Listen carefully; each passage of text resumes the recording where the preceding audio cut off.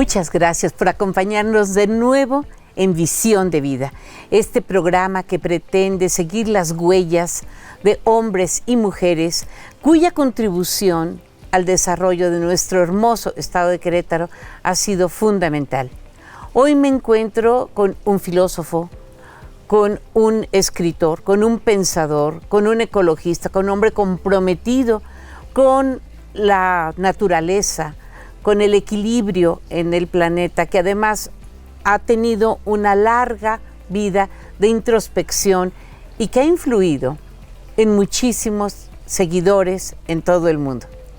Tengo el honor de presentar a ustedes a Ricardo García Olivares. Muchas gracias. Muchas gracias, Silvia, por estar aquí. El honor es para nosotros. Gracias por recibirnos en este oasis, en este espacio que tú transformaste, porque tengo entendido que tú compraste esta tierra cuando no había nada. Había 3 árboles. Ajá. Este era un huizache de 2 metros, el abuelo y estos 2. Todos los demás los sembré. He sembrado 49,000 árboles. 49,000 árboles. 100,000. ¿En este espacio? ¿O en todo? No, en mi espacio. Son 330 hectáreas. 330 hectáreas, 49,000. Honrosamente, porque lo hemos defendido, de la Reserva Ecológica Peña Colorada, de la que está aquí. Sí. Pero esto es una propiedad privada. Es propiedad privada, pero no he dejado la reserva como es una reserva ecológica creada por ti. Por mí. Donde tú has plantado 45,000 árboles. 49, sí, y he plantado 49,000 árboles. Cerca de 200,000 nopales. 200,000 nopales. Y he sembrado suculentas, que hay por todas partes. En todas partes que tenemos. Tenemos producción de tunas, producción de pitayas, producción de la marga, que se me olvida el nombre, la tuna que se utiliza también para botanas. Ajá. Nopales, verduleros, de todo tipo. Y la idea es probar al mundo que es posible crear esto donde todo el mundo me dijo que no era posible. Ya. Yo los invito, cuando salgamos, que vean de fuera, cuando entramos los coches, el piso es de petate y roca. Y cuando compré esto hace 32 años me dijeron que yo estaba loco si quería que lo iba a transformar. Le dije, a mí si no me dicen loco, me siento muy mal, invalidado. Y por consiguiente, empecé a sembrar. Teníamos que poner hilos para poder mantener los arbolitos parados. Ajá. Todo lo que ven que se ha subido es la tierra de las mismas hojas, hemos creado el piso. Ya. Y todo era roca, todo es roca, y sin embargo tú puedes crear la sinergia entre la vida espiritual del humano, la madre tierra, Pachamama, y la vida de las plantas, y transformamos. Y no hay por qué temerle miedo al hambre ni tenerle miedo a nada. Aquí tenemos ya un espacio para alimentar por lo menos a 300 familias en época de crisis, de nopales, de frutos. Allá abajo pasamos por la granja, que tenemos también. Hay caballos, caballos, todo. Diferentes tipos de gallinas, pusimos también nuestros propios huevos, en fin. Somos autosustentables. Yo quiero llegar a esto, pero quiero ir atrás. Tengo fotos tuyas de tu infancia. Me mandaste una foto de una pareja, una foto muy antigua. ¿Quiénes son ellos? Esa es mi tatarabuelo, el general Luis Terrazas, y mi tatarabuela. ¿Luis Terrazas de Chihuahua? De Chihuahua. Cuéntame un poco de esa línea genealógica, de esa dinastía. Fue un maestro para todos, un guerrero. Él salvó, se puede decir, a la patria, porque él llevó a Benito Juárez cuando lo estaban persiguiendo y lo llevó hasta Paso del Norte. Paso del Norte, lo que es hoy Ciudad Juárez. Lo tuvo, defendió y luego regresó, y regresó como presidente. Él era un general, y era un general que amaba también la autosustentabilidad, porque creó mucho ganado, trajo ganado de todo el mundo. ¿Es usted de Chihuahua? No, Chihuahua es mío. Ese sí tenía Ese era su dicho. Él tenía la última etapa eran 3.300.000 hectáreas, yo compré 330 Así que tú eres hectáreas. un humilde pequeño propietario. 330 hectáreas comparadas con mi tatarabuelo. Es el tatarabuelo, luego el bisabuelo. El bisabuelo era Luis Terrazas, que fue secuestrado por Pancho Villa para sacar dinero en aquella época de la Revolución. Duró 3 años hasta que por orden hubo toda una historia de política en la cual el presidente de Estados Unidos le dijo a Venustiano Carranza que o liberaba ¿Al señor Terrazas? Y al señor Terrazas, o no iba a reconocer al gobierno de México constitucionalista, que es el que acaba de entrar. Y lo liberaron. Carranza. Con Carranza lo liberó, se fueron a Estados Unidos y ya murió de un ataque al corazón, mi bisabuelo. ¿El abuelo? Y entonces vino mi abuela, la hija mayor, Sara Terrazas Quilty. Y ella se casó con mi abuelo Pedro Olivares, que también era hijo de un gobernador, pero conservador. Mi tatarabuelo y la familia Terrazas eran liberales y los otros eran conservadores, entonces era como la forma de aliarse para... De alguna manera tu familia como una especie de representación simbólica de la población mexicana, de la historia de México, de gente que rompió paradigmas. Totalmente, es totalmente en eso vista. En el caso de mi padre, él fue hasta sexto de primaria y llegó a tener... ¿Se llamó? Roberto García Vaca. En esta otra área de tu casa que es espléndida, es un verde que invita en todas sus tonalidades a pensar, que seguramente tú eres un experto en ese proceso del pensamiento, de la mente. Cuéntame de tu infancia. Tú naciste en la Ciudad de México. Nací en la Ciudad de México. El primer año fue en una granja en Teotihuacán, atrás de la pirámide de la Luna, que es lo que digo yo que me trajo mucha inspiración espiritual y por nuestras raíces. En San Juan, Teotihuacán. En San Juan, Teotihuacán. Estudié preparatoria en el Instituto Patria con maestros jesuitas, pero en todo ese lapso viajaba a Chihuahua a visitar a visitar y todas las vacaciones me las pasaba en Chihuahua y en el rancho. Por parte de Olivares. García. Por parte de García, vivía tu familia en Chihuahua. Vivía en Chihuahua, vivían en Chihuahua y en Ciudad Juárez y ya nos íbamos a los ranchos que estaban alrededor de Ciudad Juárez, casas grandes en esa zona, y ahí aprendí a montar y el amor a la tierra y a los espacios grandes. Claro. Por eso, estas son mis oficinas. Yo no puedo tener una oficina dentro de una casa ni... Y por ahí cerca Paquimé, esta zona arqueológica tan importante para México.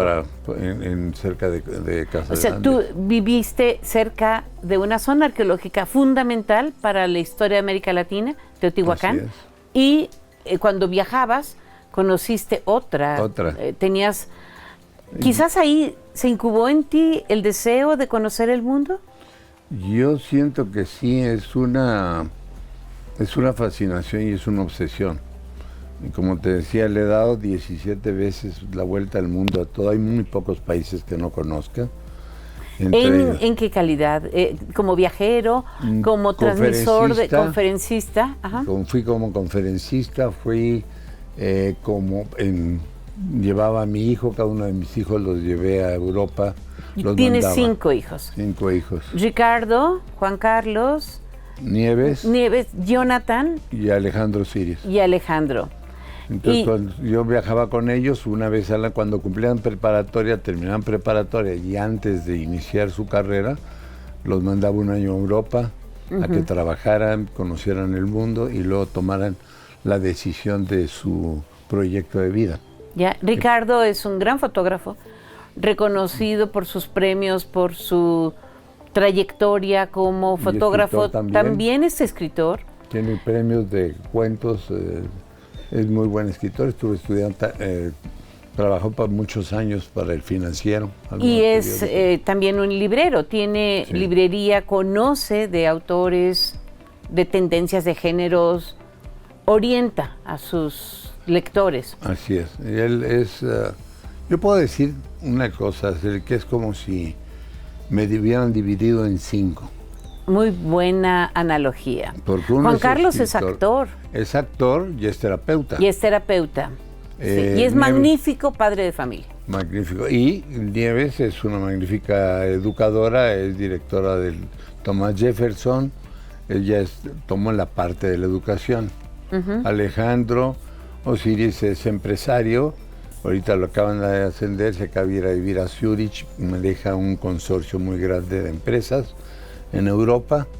Y Jonathan vive en Canadá y se dedica a la televisión, hace ediciones, él maneja la libertad. Ya. Desde niño. Entonces cada uno, haz de cuenta que absorbió un pedacito. Una parte de tu pensamiento. ¿Cuándo recuerdas tú en tu retrospectiva de tu vida el momento en que tú dijiste, a mí me interesa pensar, me gusta saber de los seres humanos, de su evolución, de su desarrollo, de las culturas y el cuidado de la naturaleza? Yo creo que debo haber tenido entre 7 y 8 años y escuchaba las pláticas de las mujeres, de mis abuelas, mi madre, mis tías, y luego me iba a escuchar las pláticas de mi padre, de mis tíos y abuelos que en el cuarto de juego mientras jugaban billar, y veía que eran totalmente diferentes los puntos de vista y cómo los hombres creían que se hacía su voluntad y cómo las que verdaderamente manejaban todo eran las mujeres. Muy interesante. Entonces, perspectiva de un niño de 8 años. Yo tomé desde entonces, dije, no, tengo que aprender mucho de las mujeres. Ya. Porque son realmente la capacidad de supervivencia que tiene la mujer es más grande que la del hombre. Si tú analizas, el número de viudas es altísimo comparado a los viudos. Sí. El hombre se muere siempre muy pronto. Seguramente que tú seguiste esta noticia que fue mundial de 4 niños que cayeron en una avioneta en el bosque en la selva del Amazonas, y la hermanita mayor de 12 años salvó a todos los hermanitos. Estuvieron perdidos por muchísimos días.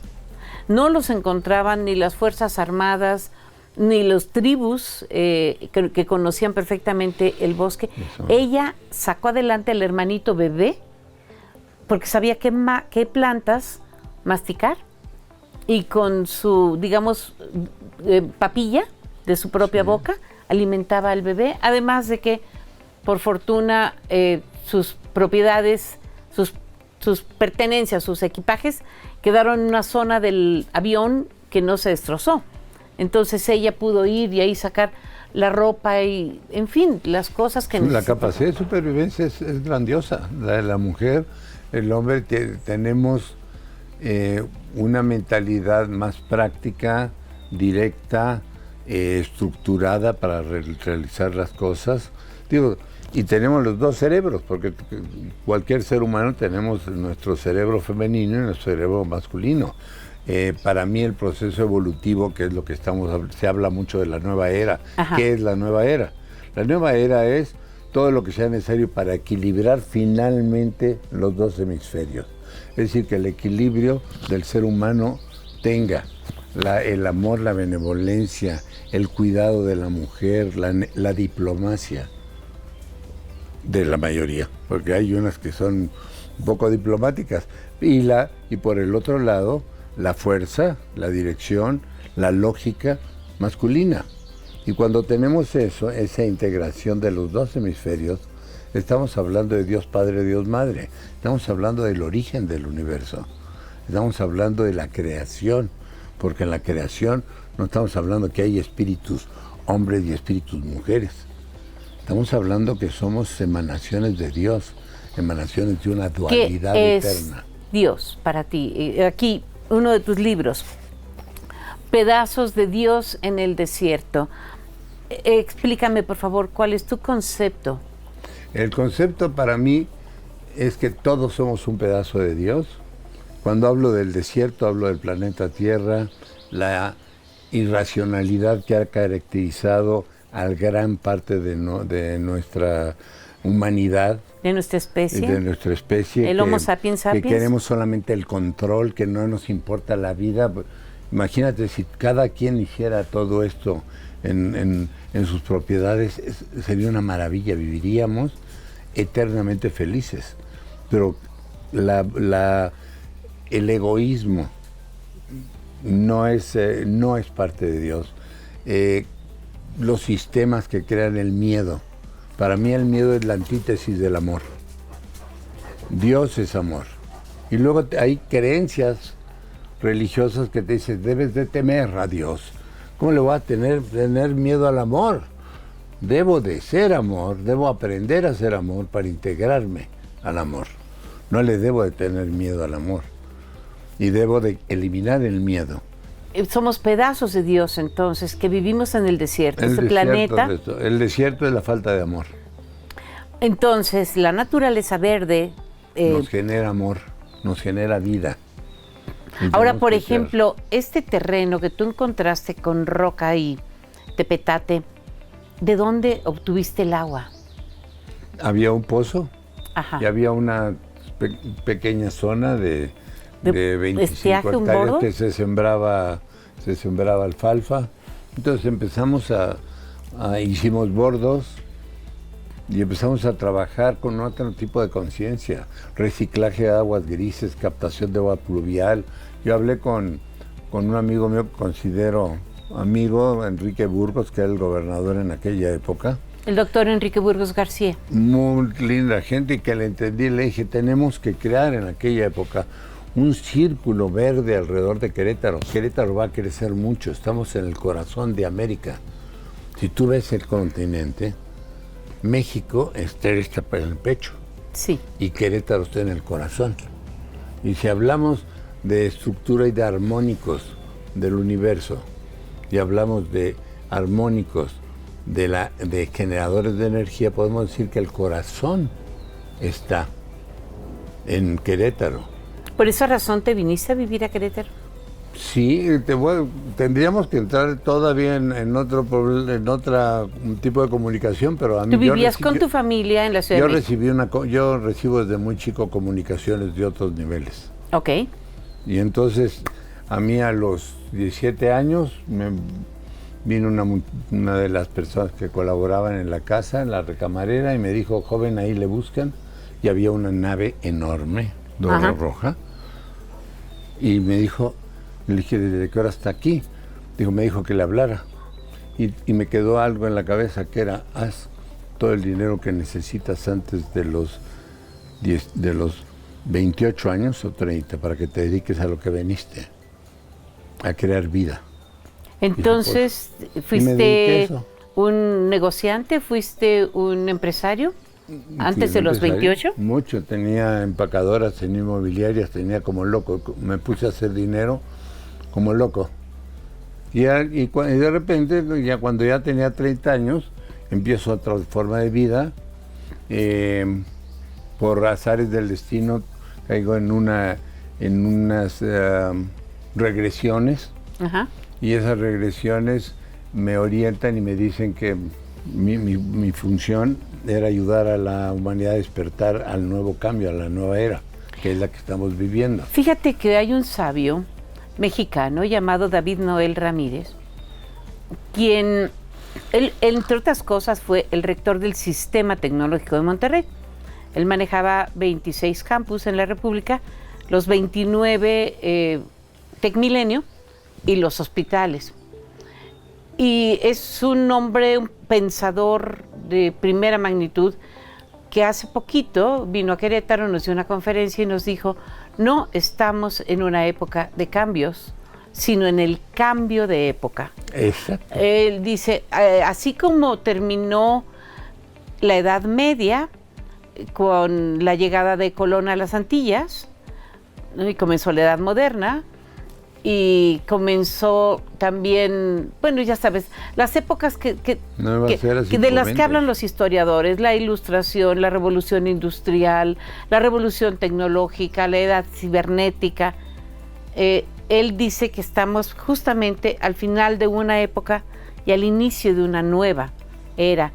¿Tú cómo sientes que será la era que se aproxima? Yo creo que ya la estamos viviendo. Es una era de cambios completos donde se le tiene que reivindicar la fuerza y el nivel a la mujer.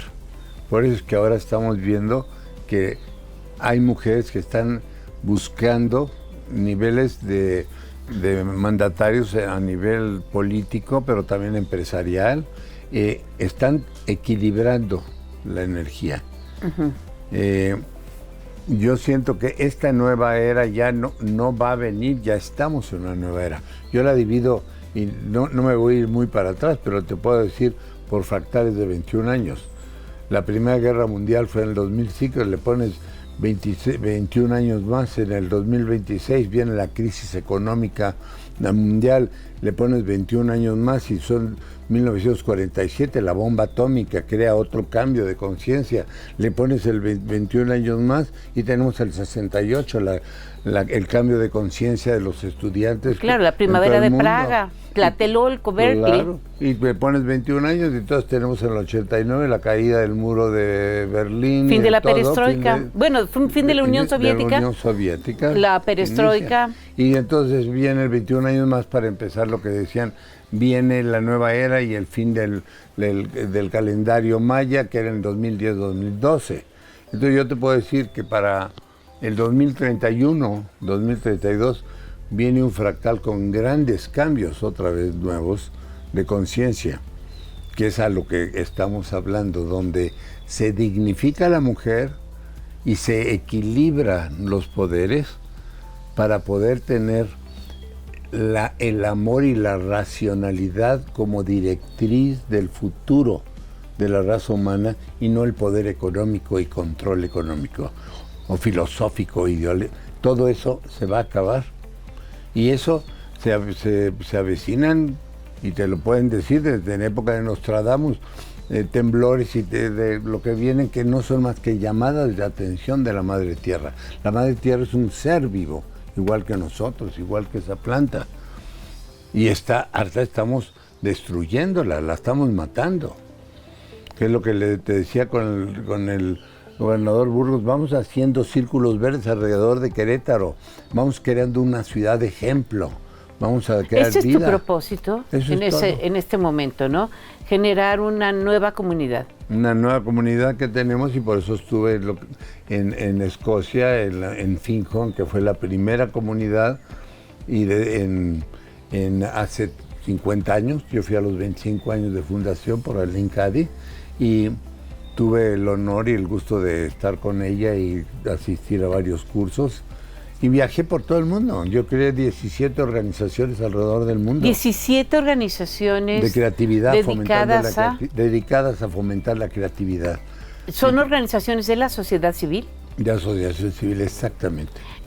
¿Son organizaciones que tienen ramales en otras naciones? Todo lo orientado a la creatividad.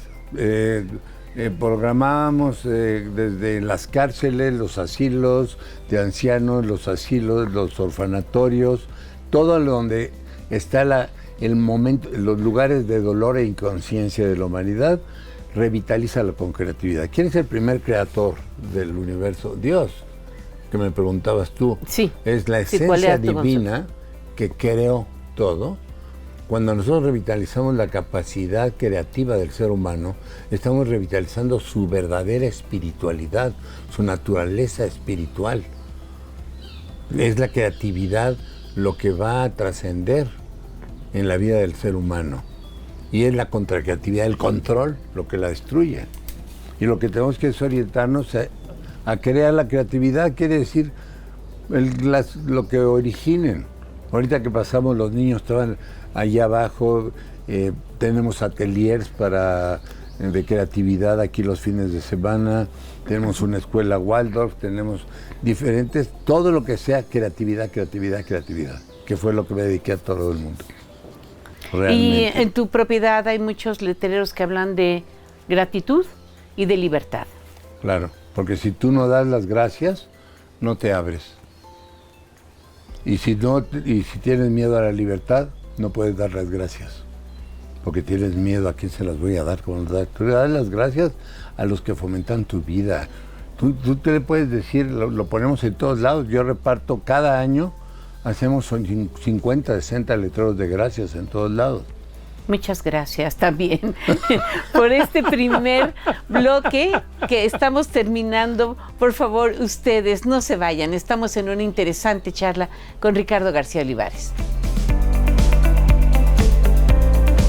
Muchas gracias por continuar con nosotros en Visión de Vida. Estamos en una fascinante conversación con Ricardo García Olivares, quien es vamos a decir, un luchador por el equilibrio del medio ambiente. Es un hombre que conoce el mundo entero, que ha escrito libros al respecto, que da conferencias, que participa en congresos, que ha fundado organizaciones de la sociedad civil en todo el mundo, que ha sido reconocido con una serie de premios y de reconocimientos de diferentes gobiernos, y precisamente de todos... Músico. ¿Y músico? ¿Qué tocas?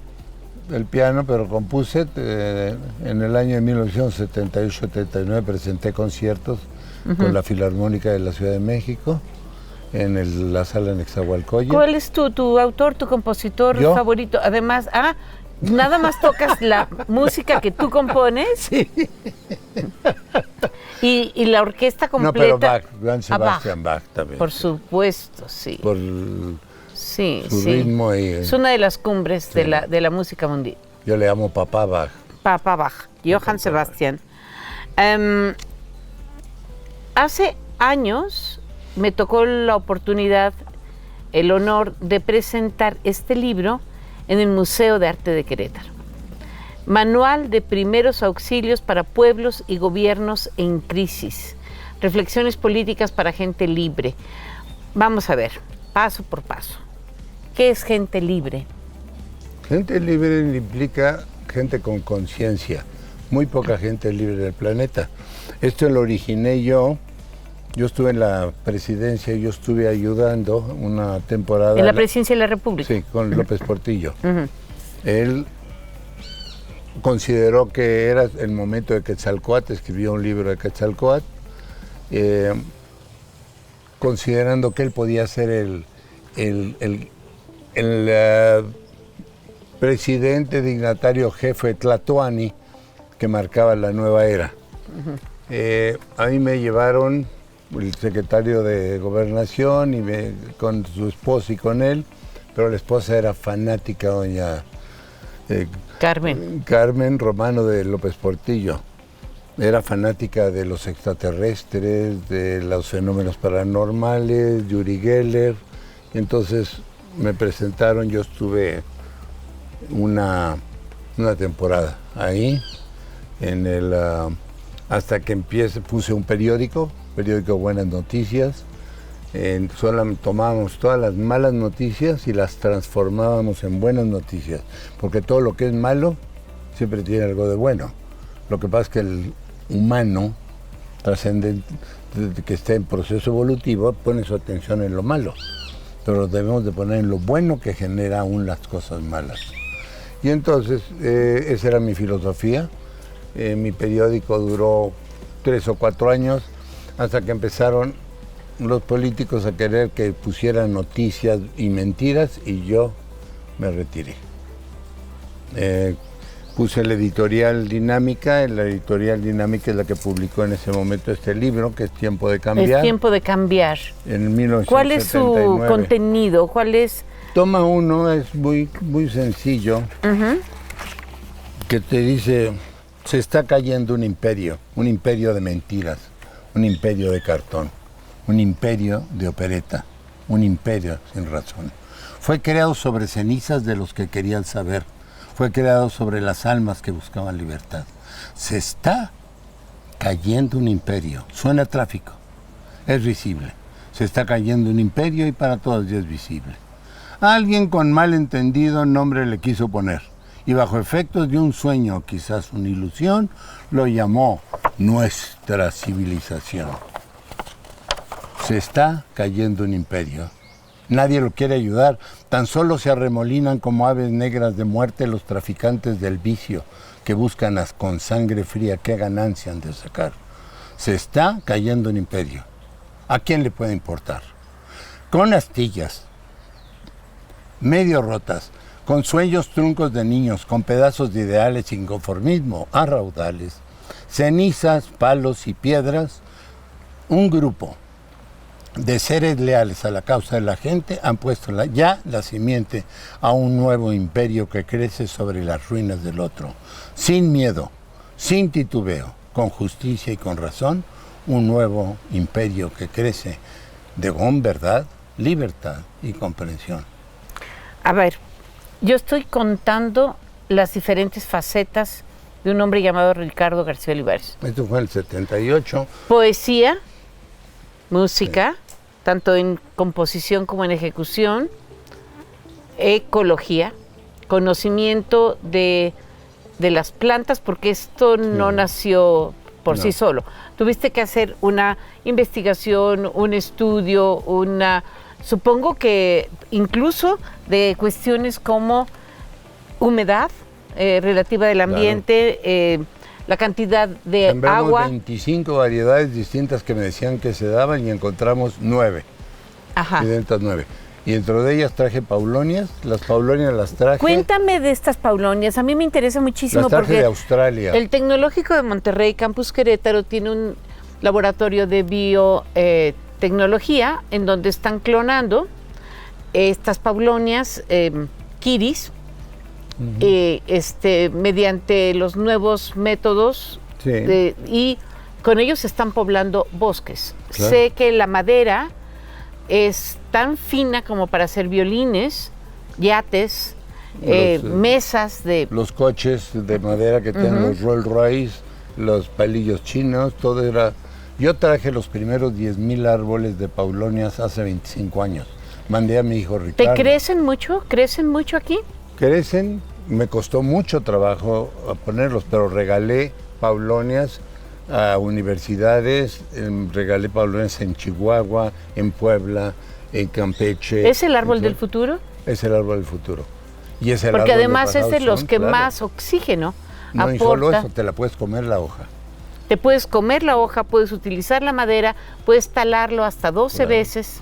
Crece, aquí lo logramos en nuestro laboratorio, crecer 11 centímetros diario en épocas de calor, como en este momento, crecen todos los días, los ciudades midiendo. Es increíble que en 3 meses tengas un árbol de 1,5 metros, 2 metros. Sí, sí, es lo que se es como estudia bambú. aquí en el TEC de Monterrey. Claro. Sí, esta propagación que debería ser pues mejor, que debería ser más extendida. ¿Sabes cuántas hectáreas tenía China cuando yo traje las 10,000 y las traje en avión? No sé, supo cómo las traje, y el que las trajo fue Ricardo, mi hijo. Lo mandé a Australia. Los chinos lo manejaban y se abrieron hasta cuando vino la Revolución Cultural China, que se abrió con Mao al final. Porque antes 36 millones de hectáreas de paulonia tenían.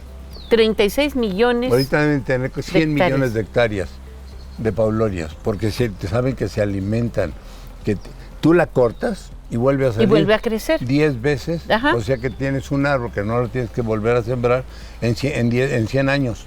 Sí. Entonces es baratísimo. Y la madera es de primera calidad, además flexible, ligera, pero firme. No presenta fisuras como otras maderas, ¿no? Es una madera fabulosa. Y sí, los científicos del TEC de Monterrey lo consideran el árbol del futuro. Pero también tienes cactáceas, nopales, ¿sabes por qué se llama paulonia? ¿Por la rusa? Por la rusa. Sí. Porque era la hija del zar. Sí, una de las zarinas. A ver, cuéntame aquí, ¿cómo en tu mente, cómo haces el diseño, cómo haces los dibujos que también nos hiciste favor de compartir para determinar que era el modelo ideal de una vivienda? Lo primero que tienes que entender es que las líneas rígidas y cuadradas son contrarias a la voluntad de Dios. ¿Por qué? Porque el pensamiento de Dios no tiene forma, es orgánico. Si tú ves aquí, tú manejas una representación simbólica recta aquí. Y esta casa ya estaba hecha cuando compré el rancho. Pero todo lo demás se mueve como nuestro cuerpo, se llama arquitectura orgánica. Y está fundamentada en la geometría sagrada. Y la geometría sagrada es cómo se estructuran los átomos en el universo. Y se entiende que esa es la manifestación de Dios. Por eso se llama geometría sagrada, que manejaban los templarios y que se manejaban los esenios y se manejaban muchos, hace miles de años. Y entonces, y eso es lo que manejamos aquí. Ya, las personas pueden venir a La Solana y preguntar por... Por mí, por Cuixtac. Cuixtac.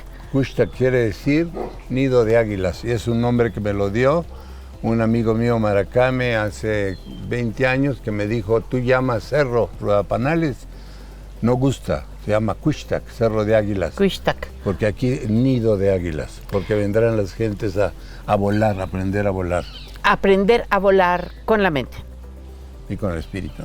Con el espíritu. No, ahora, es más importante el espíritu que la mente. Cuéntame de que las personas locales, tus vecinos que tenían aquí ya generaciones de familias, te dijeron de unas esferas blancas. Sí, que salían del cerro. Y me dijeron de los enanitos, y que eran unos seres de 1,5 metros que caminaban aquí y que llegaban al cerro, al abuelo ese, y hacían una vuelta y se hundían. Todos los viejos, estoy hablándote de amigos míos porque ya trascendieron hace 15 años o 20, y me decían, ¿a usted no le dan miedo los enanitos? No, le dije. Personas de la localidad Sí. que nacieron a principios del siglo XX o algo Sí. así. De hecho, hay una señora, una maestra, que ahorita debe tener 50 y tantos años, y ella era niña y ella los veía, porque ella me dijo, tiene usted el Cerro Sagrado, donde salían. Cuando tú llegaste aquí, ¿sentiste Sí. ese llamado de la tierra? ¿Sentiste algún tipo de mensaje?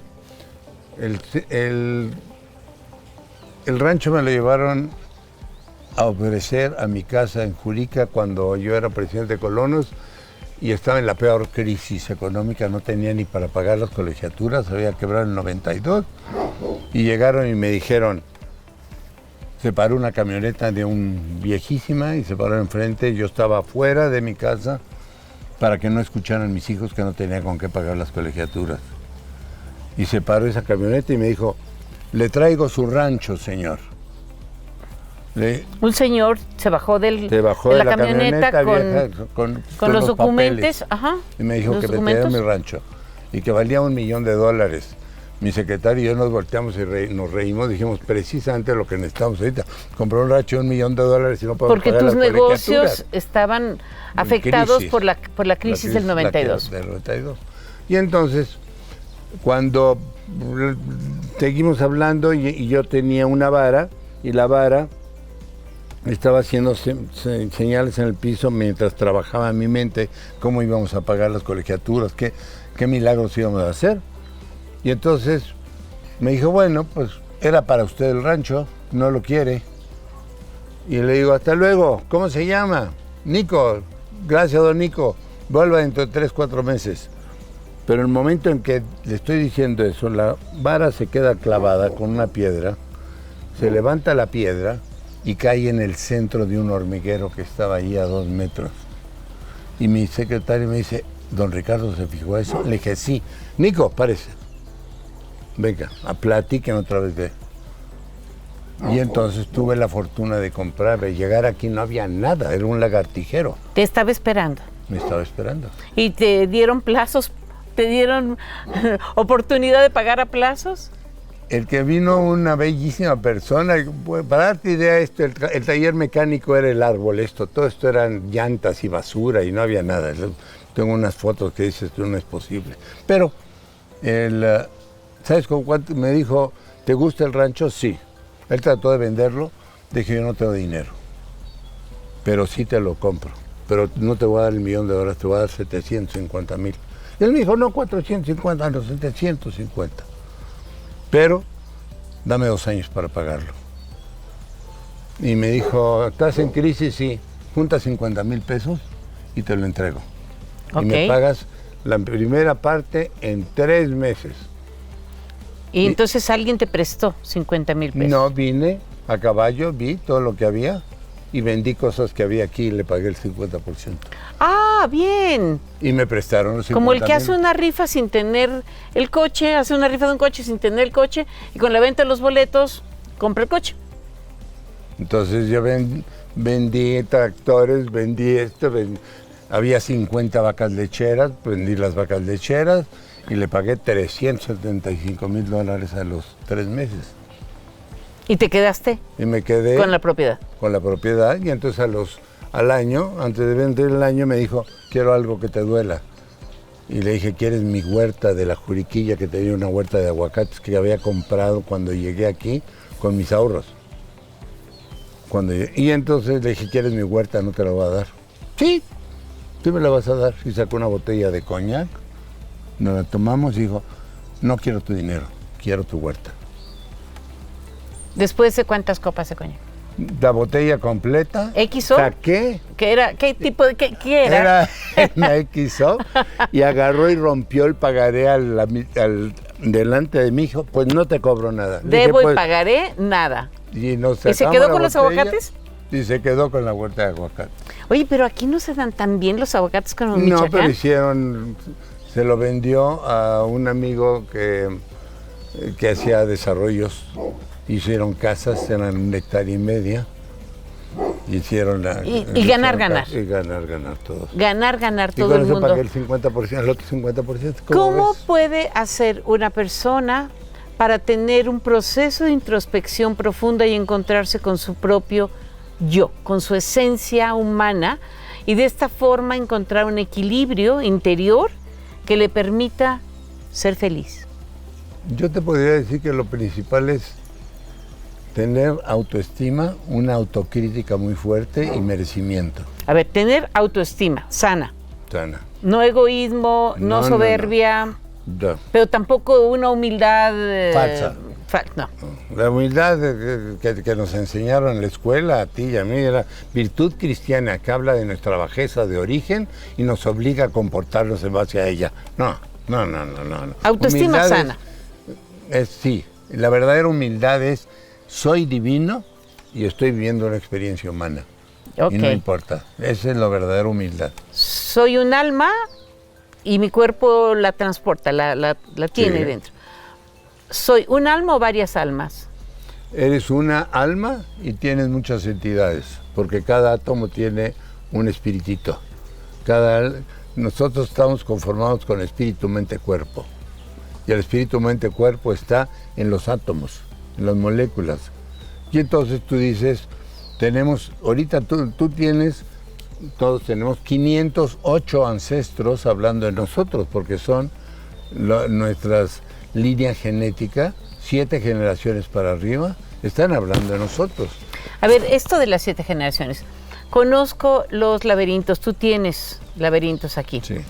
En varios grupos que comparten la misma visión sobre las líneas, sobre los linajes humanos, hacen esta búsqueda de sus antepasados o este pensamiento, esta conexión con 7 generaciones hacia arriba y de alguna manera preparan el camino para 7 generaciones hacia abajo. Claro. ¿Por qué el número 7? Que también aparece en la Biblia. Por los siete chakras, que son los 7 chakras que tenemos, los 7 macrouniversos, los 7 microuniversos, los 7 sonidos, los 7 colores, todo es múltiplo de 7. ¿Es la cábala? Es el equilibrio. ¿Es la cábala? ¿Tú eres un seguidor? Sí, claro, pero tú conoces la flor de la vida, que son los días de la creación, fueron 7. Son 6 esferas y al centro hay uno. Al 7º día descansó el Señor. Si tú tomas la flor de la vida, Es el Génesis. es el Génesis, ahí conformas y unes los centros, tienes toda la geometría sagrada, tienes octágonos, hexágonos, pentágonos, todo está dentro de esos 7 círculos. Entonces, si este muchacho que nos está viendo en la televisión quiere encontrarse a sí mismo, tiene que practicar esta autoestima sana, encontrarla, y luego... Tiene que tener una autoestima sana, tiene que escribir cuál es su proyecto de vida. Escribir su proyecto de vida, esto si me no gusta muchísimo. Su proyecto de vida. Tomar papel y lápiz y escribir. ¿Para qué estás aquí? ¿Qué quieres ser? ¿Cómo te ves siendo? ¿Qué te ves haciendo? Y por consiguiente, ¿qué te ves siendo? Aquí en la educación te dice, existe la condición de ser, pero la educación te dice que existe la condición de llegar a ser. Yo quiero títulos para llegar a ser. No, tú ya eres una emanación de Dios aquí. ¿Qué vas a hacer con esa emanación, con esa divinidad que tienes? Y entonces la pones aquí, y tú dices aquí, pones. Probablemente lo más difícil que hay es otorgar al compañero el derecho a ser como es, y sin embargo, quizás sea la única razón que tengamos para otorgarnos a nosotros mismos el derecho a ser como somos. Este libro estaba hecho para que lo que agarres y tienes una duda, lo agarres y lo abras. Y te da una respuesta. Te dé. La realidad o acuerdo total solo es alcanzable cuando se logra asumir plenamente otro punto de vista. Yo no puedo entender mi realidad si no doblo en cuanto a tu punto de vista y te lo comunico, mi punto de vista, y tú me comunicas el tuyo. En ese momento estamos creando una realidad. Ahorita estamos creando una realidad en todos los que escuchen esto. Es una nueva realidad a través de la comunicación. Entonces, tú creas la realidad. Ya me has contestado, así para ponerlo en formas muy asequibles a nuestro público televidente. Primero que nada, desarrollar una autoestima sana, escribir cuál es tu proyecto de vida, sobre todo para los jóvenes. Para los jóvenes, encontrar como tu visión, como tu misión en el mundo. ¿Qué te ves siendo dentro de 25 años? No te vayas muy lejos. ¿Cuál es tu proyecto ¿Qué vital? Te ves siendo? Y por consiguiente, yo me veo siendo un médico. Ok, entonces, ¿qué necesitas hacer para llegar a ser? ¿Cuáles son los pasos? Los pasos. Y eso te va a llevar a una condición de ser. Pero emanas desde tu ser la visión para poder llegar a ser.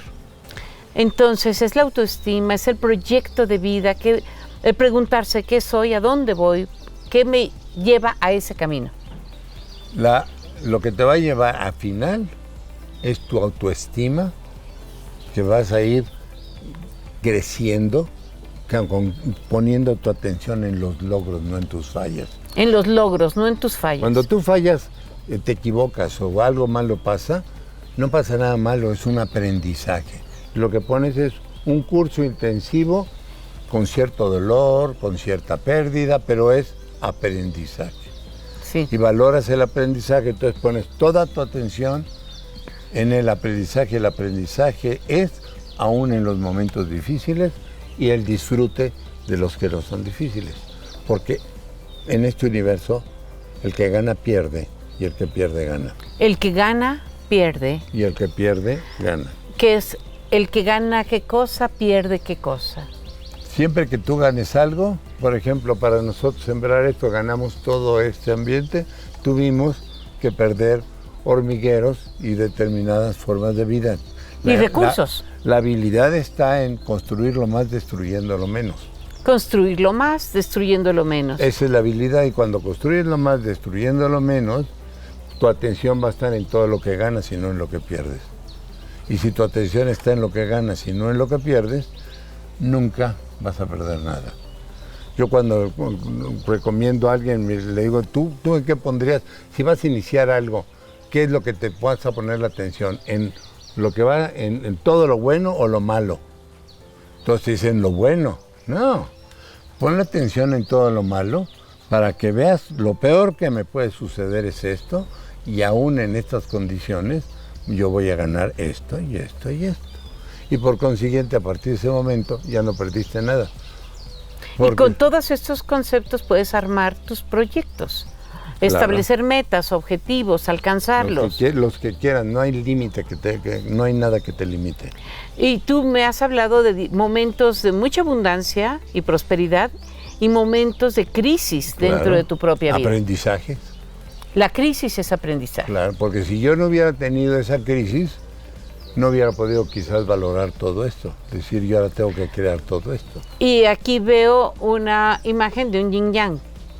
Exactamente. ¿Qué es? El equilibrio, El equilibrio. entre las dos energías, femeninas y masculinas.